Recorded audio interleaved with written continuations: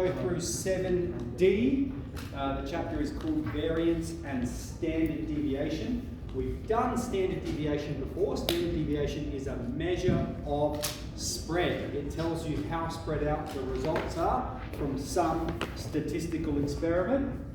Variance is just another measure of spread. In fact, the variance is equal to the standard deviation squared. Okay?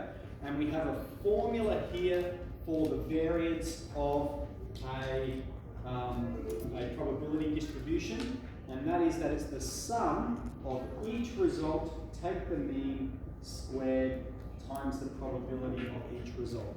Okay? So that formula is going to generate for us the variance, and then obviously the link here is that the standard deviation is the square root of the variance. So if we evaluate that, the standard deviation is going to be the square root of it. Splendid. So let's get into it. We've got the random variable x is the number of fish that Poppy might catch while fishing. So we are going to show you how we can use our calculator first to calculate the mean and the other statistical things. So let's pull them out and we'll follow along with this process.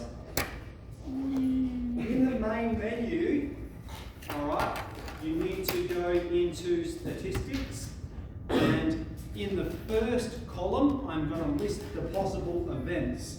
So the context of it is fish that Poppy's going to catch. So he might catch 0 fish, he might catch 1, 2, or 3. 3 is the most that he's caught.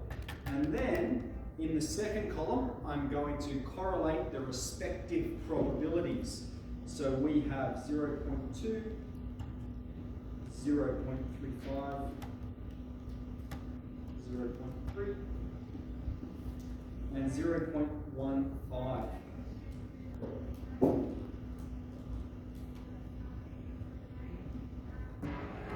So if we want to calculate some of the statistical information from it, we're going to press calc, but we're just going to check our settings.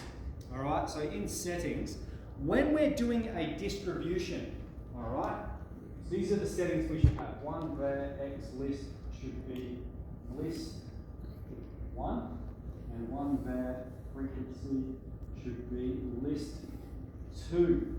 Okay, so that means you may need to change it. It may already be the case, but one var frequency I need to change so that it says list 2. And this is the correct setting for a probability distribution. Okay, what's a probability distribution? It's the table. Okay, it's the table with the events. X probability of 0, 1, 2, 3, and their respective probabilities. I'll fill it in a moment. Okay, so that's the setting we should have. The other setting, all right, the other setting that was there initially, that I had initially, is this one here, where the one var x list is list 1 and the one var frequency is the number 1. This is for when we have one list of data. Okay, so for instance, let's say you're going to measure the height of everyone in the classroom and you write it down in the list, and you've got this list of all these heights, and then you say, tell me the information about, I want to know the mean, the standard deviation, and so forth. That's when you use this. Okay, so we have two settings and we need to be comfortable changing to both. We will use this 95% of the time. I'm not sure, I'm pretty sure this does pop up, but in the textbook in some places, but 95% of the time this is where we're at. Okay, so let's get into the using it then. So we've got our setting, let's press exit. And because I've set it appropriately now, I know that when I press 1 bar, that's going to calculate the information for me. And it brings up all of the information for us. Yours might be a bit better than mine. You've got a more modern piece of technology. But it says the mean, x bar is the mean of a sample, isn't it? So the mean of our distribution here is 1.4.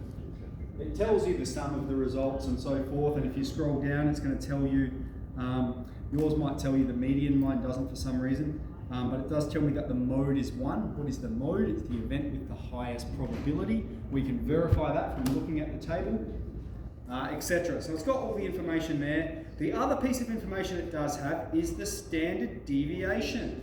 look, from the table, yours probably looks a bit neater, but from the information here, the standard deviation is 0.9695, which will round to 0.970. Okay, so we can get that information from our calculator, but we also need to know how to calculate the variance and standard deviation manually. It is a question that has popped up in the exam before. It says, show that the standard deviation is this, so I want you to use a formula. So if this is our distribution, 0, 0.2, 0.35, 0.15.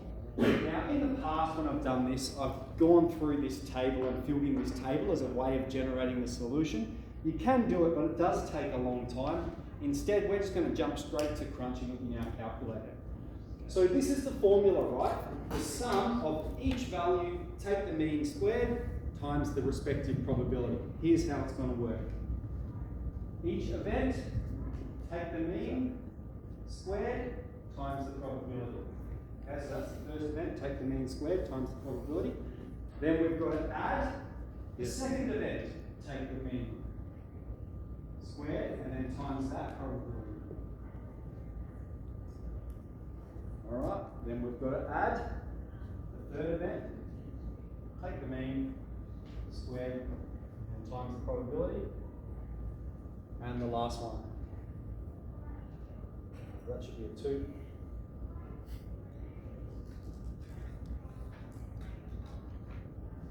All right. Now, if we do this, where did I put the microphone? I left it in the office. I'll just borrow that for a quick sec.